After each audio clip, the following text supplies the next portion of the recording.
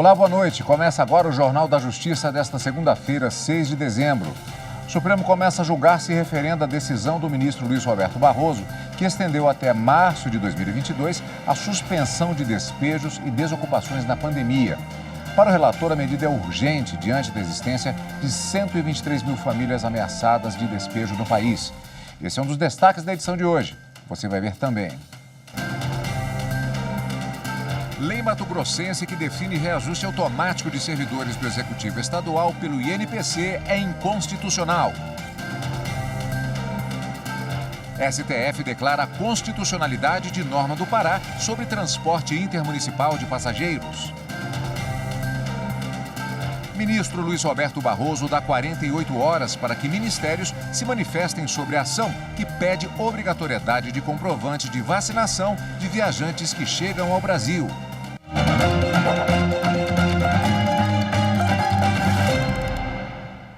Em sessão virtual extraordinária, o Supremo Tribunal Federal avalia o pedido de suspensão de despejos e desocupações de famílias na pandemia. O ministro Luiz Roberto Barroso estendeu a medida por mais 3 meses, até o dia 31 de março de 2022. Agora o plenário decide se confirma ou não a decisão. Para o ministro Luiz Roberto Barroso, relator do caso, há urgência na análise do tema, porque a pandemia ainda não terminou e mais de 123 mil famílias estão ameaçadas de despejo no país. Ainda segundo o ministro, o agravamento das condições socioeconômicas pode provocar o risco de aumento do número de desabrigados. O ministro Luiz Roberto Barroso estendeu até 31 de março de 2022 as regras que suspendem os despejos e as desocupações por conta da pandemia de Covid-19 e estabeleceu que a medida vale não só para imóveis de áreas urbanas, mas também de áreas rurais. Na decisão, o ministro considerou um cenário de incertezas no Brasil e a nova onda de Covid na Europa, com o surgimento de uma variante do vírus na África. Em junho, Barroso já havia concedido liminar para suspender por 6 meses, até o dia 3 deste mês, ordens ou medidas de desocupação. Perto do fim do prazo, o Partido PSOL e outras entidades acionaram novamente o Supremo. No Congresso Nacional, uma lei fixou o mesmo benefício, mas só até o dia 31 de dezembro deste ano e apenas para imóveis urbanos. Ao ampliar o benefício, o relator pontuou: não há justificativa razoável para se proteger pessoas em situação de vulnerabilidade nas cidades e não no campo, ainda mais quando noticiados casos de desocupações violentas em áreas rurais. A lei, nessa parte, cria uma distinção desproporcional e protege de forma insuficiente pessoas que habitam áreas rurais, distorção que deve ser corrigida na via judicial. Agora, em sessão virtual extraordinária no Supremo, os ministros decidem se seguem ou não o voto do relator. Até o momento, os ministros Edson Fachin e Gilmar Mendes acompanharam o relator. O ministro Luiz Roberto Barroso deu 48 horas para que ministérios da Casa Civil, Justiça, Saúde e Infraestrutura se manifestem na ação em que a Rede Sustentabilidade pede que o Brasil adote a exigência de comprovante de vacina ou de quarentena obrigatória para viajantes que chegam do exterior. Os 4 ministérios editaram portaria em vigor desde 5 de outubro, que exige somente teste negativo para a Covid-19 e uma declaração se comprometendo a adotar cuidados de quem chega ao Brasil por via aérea. Depois de receber as informações, o ministro Barroso vai examinar o pedido de liminar para que o governo federal seja obrigado a adotar as medidas que a Anvisa recomenda para conter o coronavírus. Por maioria, os ministros do STF consideraram inconstitucional uma lei do estado de Mato Grosso que define o INPC como fator de reajuste de vencimentos dos servidores. O julgamento foi no plenário virtual da Corte. Na ação, o Procurador-Geral da República questionou a constitucionalidade da Lei 8.278 de 2004 do Estado de Mato Grosso, que definiu o Índice Nacional de Preços ao Consumidor, o INPC, como fator de reajuste de vencimentos dos servidores do Poder Executivo do Estado. Para a Procuradoria, a norma contraria o princípio constitucional da divisão funcional do poder, a autonomia dos estados e a proibição de vincular e equiparar espécies remuneratórias.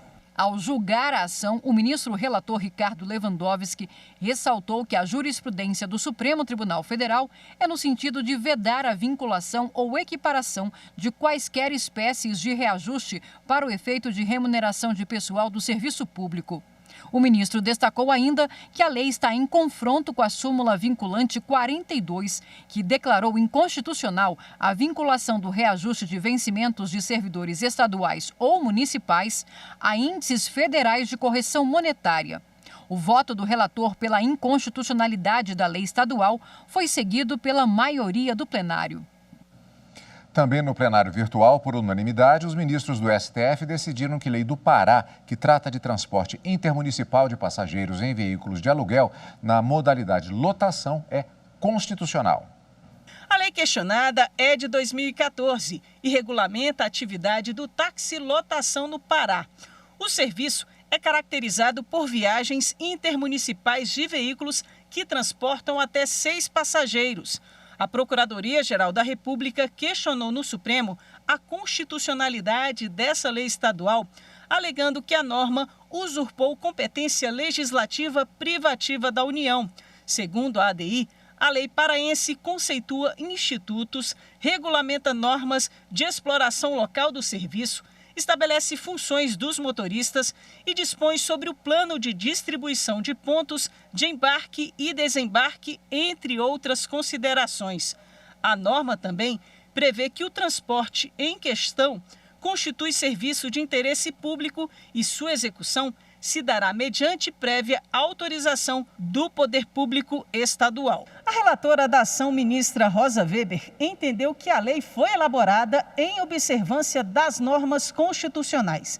Destacou ainda que a lei não criou nem alterou nenhuma atribuição, mas apenas assentou a própria função da Agência Reguladora Estadual, a Arcon, chamada a participar do controle da exploração do serviço, o que já fazia parte da sua atribuição.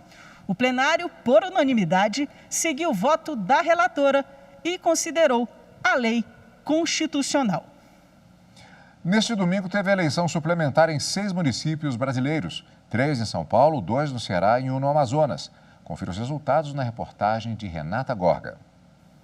Em São Paulo, cerca de 15 mil eleitoras e eleitores das cidades de Reginópolis, Salmourão e Vargem voltaram às urnas durante a eleição suplementar deste domingo. Em Reginópolis, Ronaldo Correia e Fernando Inácio, do Podemos, foram eleitos com 51,78% dos 1.831 votos válidos.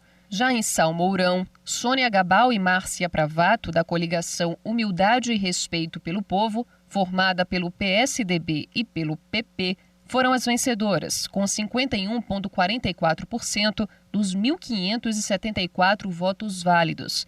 E em Vargem, Léo Alves e Denise foram os escolhidos pela coligação Para a Frente que se Anda, composta pelo PDT e pelo DEM. Eles receberam 62,34% dos 2.243 votos válidos. No Ceará, houve eleição suplementar nas cidades de Barro e Viçosa. Em Barro, Éricles George Feitosa Albuquerque, o doutor George, venceu a eleição. Ele é da coligação Barro Melhor para Todos, formado pelos partidos MDB, PT, PP e PSDB. Éricles George e o vice Francisco Albano Severo, do PSDB, receberam 56,92% dos 6.886 votos válidos. Em Viçosa do Ceará, por sua vez, os prefeito e vice-prefeito eleitos foram Francisco João Cardoso Filho, conhecido como Franci Rocha, e Francisco das Chagas Rodrigues de Carvalho, o Chil, ambos do MDB. Eles receberam 52,56% dos quase 18 mil votos válidos. E no Amazonas, na cidade de Coari, o prefeito Keiton Pinheiro, do PP, e o vice-prefeito Edilson Lima, do Republicanos, ganharam a eleição suplementar com 53,24% dos 17.765 votos válidos.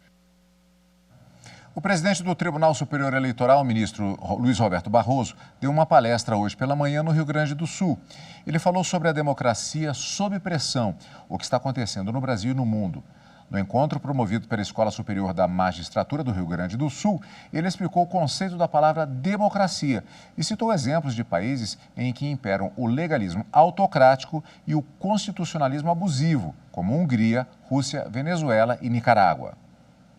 A erosão da democracia, nesses exemplos todos que eu citei, vem por líderes políticos eleitos pelo voto popular, presidentes ou primeiros ministros que se saem vitoriosos nas urnas e que depois, tijolo por tijolo, não num gesto brusco, mas num conjunto de medidas que sutilmente vão minando a democracia, desconstroem os pilares da sua sustentação, concentrando poderes no executivo, perseguindo os líderes da oposição, cooptando ou intimidando o Congresso, demonizando a imprensa, tentando mudar regras do jogo e colonizar os tribunais com juízes submissos.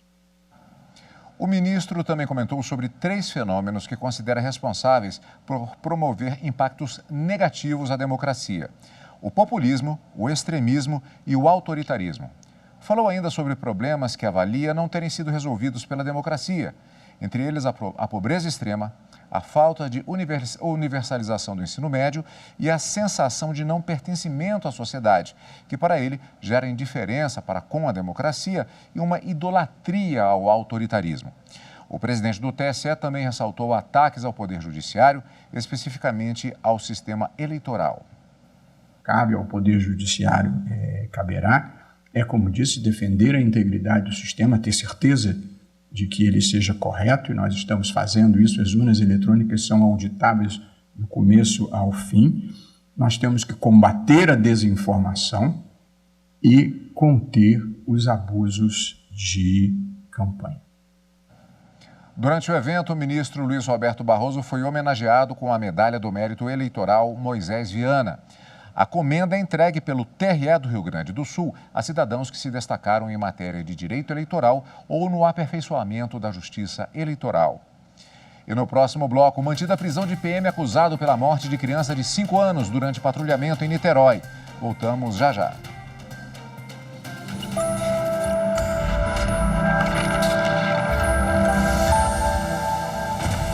A nossa Constituição, em vários artigos, ela preza pela solução pacífica das controvérsias dos seus cidadãos.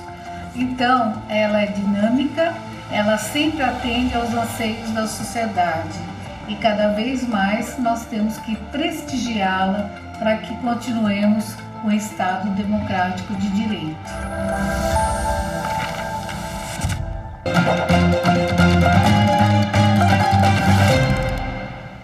O Superior Tribunal de Justiça manteve a prisão de policial militar acusado pela morte de criança de 5 anos durante patrulhamento na comunidade de Monã Pequeno, em Pendotiba, em Niterói, no Rio de Janeiro. Os policiais afirmaram em depoimento que foram surpreendidos por 2 homens atirando com pistolas e que, em resposta, o denunciado teria disparado 4 vezes com fuzil. Logo depois, teriam se deparado com a mãe da criança pedindo socorro. Por outro lado, testemunhas disseram que a polícia atirou sem motivo aparente na direção de um local conhecido como Pocinho e que voltou para modificar a cena do crime. O policial foi preso em flagrante e, posteriormente, teve a prisão convertida em preventiva. Ao decretar a medida, o juiz afirmou que o PM responde a outro processo por homicídio e que a sua libertação poderia ter influência nos futuros depoimentos de testemunhas. O Tribunal de Justiça do Rio de Janeiro manteve a prisão. No recurso especial ao STJ, a defesa alegou que não estariam presentes os requisitos da prisão preventiva. Ao analisar o caso, em decisão monocrática, o ministro Ribeiro Dantas negou provimento ao recurso, ressaltando que a prisão está adequadamente fundamentada em elementos extraídos dos autos, que indicam a necessidade de resguardar a ordem pública, visto que a periculosidade social do réu está evidenciada no temor noticiado pelas testemunhas. O Ministério da Justiça e Segurança Pública lançou um novo Plano Nacional de Combate à Pirataria. Com duração de 4 anos, o plano terá 62 metas de combate ao crime. Elaborado pelo Conselho Nacional de Combate à Pirataria e aos Delitos contra a Propriedade Intelectual, o novo plano terá como foco o combate à pirataria digital, mas sem descuidar do crime em locais físicos. O trabalho será estruturado sobre 4 eixos de atuação que englobam todas as esferas do problema. São eles: institucional, prevenção e proteção, capacitação e educacional. No eixo institucional serão priorizadas, por exemplo, discussões sobre a viabilidade da instalação de delegacias especializadas no combate à pirataria. Já o segundo eixo pretende colocar em prática projetos de aperfeiçoamento de medidas de repressão ao crime. No eixo da capacitação serão contempladas ações de treinamentos relacionados ao combate à pirataria. E no quarto eixo serão abordados os perigos e danos que existem sob a ótica ambiental e econômica ao país, oferecidos por produtos piratas. O documento é resultado da parceria entre o poder público e o setor privado. Além disso, teve a ampla participação da sociedade na elaboração, a partir de comissões especiais, consultas públicas e debates. De acordo com dados do Fórum Nacional de Combate à Pirataria, no ano passado, o crime causou prejuízo de mais de 280 bilhões de reais à economia brasileira. A Justiça de Mato Grosso realiza nesta semana o Encontro da Magistratura. O evento, que começou hoje em Cuiabá, promove a integração e o compartilhamento de boas práticas do Judiciário. Integração entre magistradas e magistrados durante o Encontro da Magistratura de Mato Grosso, realizado no Tribunal de Justiça. Metas atingidas e os desafios superados em um ano pandêmico foram apresentados. Ações que resultaram recentemente na conquista do selo ouro do Conselho Nacional de Justiça, com a maior pontuação da história estadual. Nosso reconhecimento ao esforço de todos eles, mesmo num período de pandemia, conseguimos manter e avançar. Tanto foram positivas que tudo isso somou ponto para o cômputo final do CNJ. Então, nós queremos não só o desempenho unilateral de cada juiz, mas também essas ações do tribunal como um todo foram determinantes para a conquista desse selo ouro. Isso é muito importante. Nós tivemos épocas que estavam lá como último tribunal em questão de desenvolvimento. Veja você a alavanca que se criou nesses últimos 2 anos. Isso aí é uma demonstração de melhoria do nosso serviço prestado ao cidadão. E o reconhecimento é dos magistrados e dos servidores, que foram as razões e o pivô central para esse resultado. A aproximação da administração com os juízes e juízas é também uma prestação de contas da gestão. Isso realmente faz diferença na nossa forma de agir e de nos prepararmos para enfrentar os desafios, as metas do ano seguinte, né? E a troca de experiência de tudo que tem sido feito nesse ano, de tantas transformações no judiciário, está mais enriquecedora agora que nós podemos fazer isso presencial. O encontro com os magistrados de Mato Grosso é dividido em 2 dias. No primeiro, foram apresentadas as ações de 2021 e o planejamento para 2022. A primeira grande importância seria essa reunião, esse congraçamento. E o segundo é que o tribunal vai estar apresentando os números, vai falar sobre o PJE. Nós trataremos de temas importantes de planejamento para o judiciário para o ano vindouro. Então é válida essa reunião por todos esses motivos. Já no segundo dia, entre outras questões, haverá a premiação das comarcas com o selo de reconhecimento em sustentabilidade. Veja a seguir: Tribunal de Justiça de Mato Grosso realiza mutirão fiscal virtual. É depois do intervalo.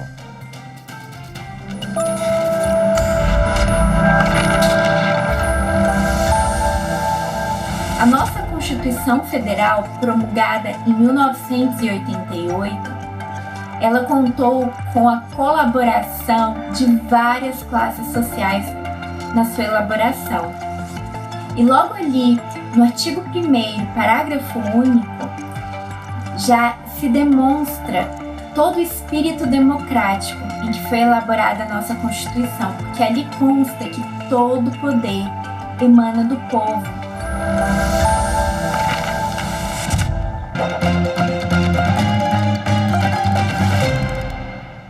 A segunda turma do Superior Tribunal de Justiça decidiu que valores de seguro VGBL não integram herança. O colegiado estabeleceu que os valores a serem recebidos pelo beneficiário em decorrência da morte do segurado, contratante de plano de vida gerador de benefício livre, o VGBL, não integram a herança e, portanto, não se submetem à tributação pelo Imposto sobre Transmissão Causa-Mortes e Doação, o ITCMD. Com esse entendimento, os ministros da segunda turma negaram recurso especial em que o Estado do Rio Grande do Sul defendia a exigibilidade do ITCMD sobre os valores aplicados em VGBL após a morte do contratante. Em primeiro grau, o espólio obteve o reconhecimento da ilegalidade da cobrança, decisão que foi mantida pelo Tribunal de Justiça do Rio Grande do Sul, sob o fundamento de que, embora o VGBL tenha a peculiaridade de ser pago em razão da sobrevida do contratante ao tempo pactuado, isso não tira sua natureza de contrato de seguro de vida individual privado, sendo indevida a incidência de imposto sobre transmissão, causa-mortes e doação. Ao STJ, o Estado do Rio Grande do Sul alegou que, com o falecimento do titular da aplicação em VGBL, a transmissão dos investimentos acumulados aos herdeiros, caracterizando-se o fato gerador da tributação. A relatora do recurso, ministra Suzete Magalhães, ressaltou que não apenas a jurisprudência reconhece a natureza de seguro do plano VGBL, mas também a própria agência reguladora do setor econômico o classifica como espécie de seguro de vida. Assim, os valores a serem recebidos pelo beneficiário em decorrência da morte do segurado contratante de plano VGBL não podem ser considerados herança para todos os efeitos de direito. E a terceira turma do STJ decidiu que a empresa que transferiu dívida a terceiros não tem legitimidade para discutir nulidades do contrato original. O colegiado manteve acordo do Tribunal de Justiça do Paraná, que considerou ilegítima para propor ação revisional de contrato bancário, uma empresa que transferiu a dívida a terceiros, entregando toda a responsabilidade pela obrigação. No recurso ao STJ, a empresa sustentou que o devedor primitivo não perde o direito de reclamar contra o banco os danos que sofreu na vigência do contrato, pois ela teria transferido o domínio e a posse de imóveis como condição para que o terceiro assumisse a obrigação de pagar a instituição financeira. De acordo com a empresa, o novo devedor assumiria o negócio apenas com o recebimento dos bens. Por isso, só poderia discutir eventuais vícios contratuais a partir da celebração do pacto que resultou na assunção da dívida. Para o ministro Marco Aurélio Belize, relator do recurso especial, se a responsabilidade pelo pagamento da dívida foi integralmente transferida a terceiros, ainda que no caso a devedora primitiva tenha entregado imóveis de sua propriedade por valores supostamente menores do que a cotação de mercado, não é possível ajuizar ação para buscar a revisão do contrato, tendo em vista que a devedora primitiva não compõe mais o polo passivo da relação obrigacional. Desta forma, por unanimidade, a terceira turma entendeu que a transferência do débito foi feita nos moldes previstos pelo artigo 299 do Código Civil. E todos os direitos e deveres relacionados passaram para o novo devedor, sem reservas ou constituição de obrigação solidária. Imagine terminar o ano de 2021 com dívidas fiscais quitadas. Um alívio, né? Em Cuiabá, Mato Grosso, um mutirão da Prefeitura que tem a parceria da Justiça Estadual garante essa oportunidade de negociação para o contribuinte até o dia 21 de dezembro e com várias facilidades. Ganhar na loteria seria a solução financeira para muitas pessoas, se não dizer para todo mundo, né? Mas se você tem alguma dívida com o município de Cuiabá, como IPTU, ISSQN, multa de trânsito e ainda não ganhou na loteria, aproveite o mutirão fiscal que está ocorrendo para regularizar a situação. O mutirão de conciliação fiscal, em parceria com o Judiciário de Mato Grosso, vai até 21 de dezembro. E os benefícios para os contribuintes e o município são vários. Tendo o benefício do desconto de 95% do juro da multa no pagamento à vista, podendo ser parcelado até 48 vezes, também com desconto em menor percentual. Para até 12 parcelas, 60% de desconto. Até 24, são 50%.